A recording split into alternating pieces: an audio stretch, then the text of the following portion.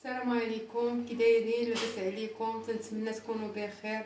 اليوم ان شاء الله غادي نقدم لكم واحد الطبق اللي هو بغرير مسقي. نبداو بسم الله.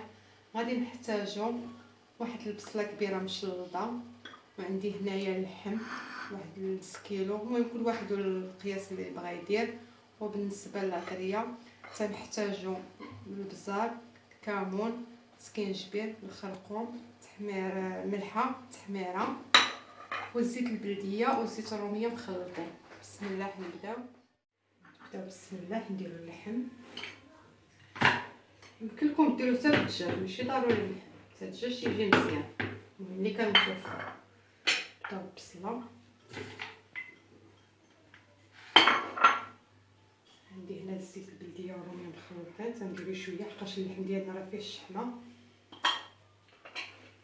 ونبدا بالتوابل، الكمون، المهم غادي ندير التوابل كاملين، يعني دايره القياس هنايا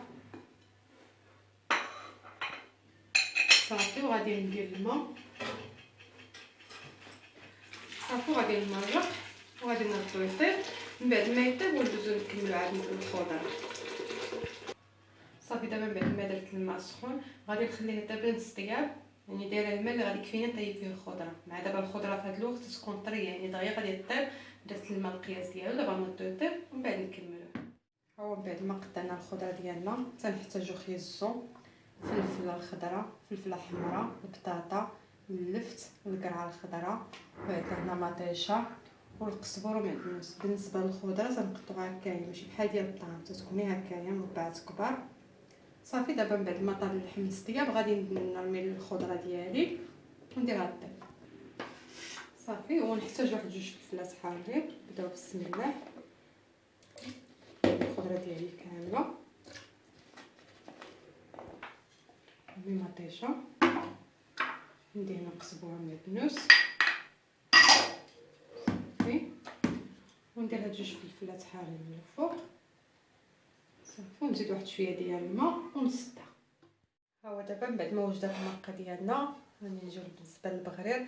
البغرير راه عندي في القناه ديالي كنت درتو، تنديرو بالسميده. وبالنسبه هو في الطياب اللي تيكون مختلف على البغرير العادي، ملي تنكون تنطيبو تنقلبو على الوجه ديالو تيتحمر شويه باش ملي تتسقي تيجي ناشف.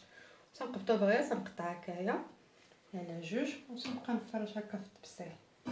وكاين اللي عاوتاني يمكن لك انك البغرير تفرشيه كامل في الطبسيل بلا ما تقطعيه وتسقيه، يعني انا تنبغي نقطعها على جوج هكا ونعمر الطبسيل ديالي. ها هو من بعد ما عمرت الطبسيل ديالي قطعته هكا البغرير مزيان. دابا غادي نسقيه ونقدم لكم بالصحه والراحه. ديالنا بعد ما وجدتو تنسقيه، هو ما تيبغيش السقه بزاف، يعني تديري الخضره والروه تنديروها، يعني المرقه تنديروها في الزلايف. وهذا الطبق غادي يجيكم شويه مختلف حقاش اللي معروفه به هي الجهه الشرقيه بخصوص مدينه تفيكيك. وتحيه للناس تفيكيك وتنتمنى يعجبكم وخليتكم على خير.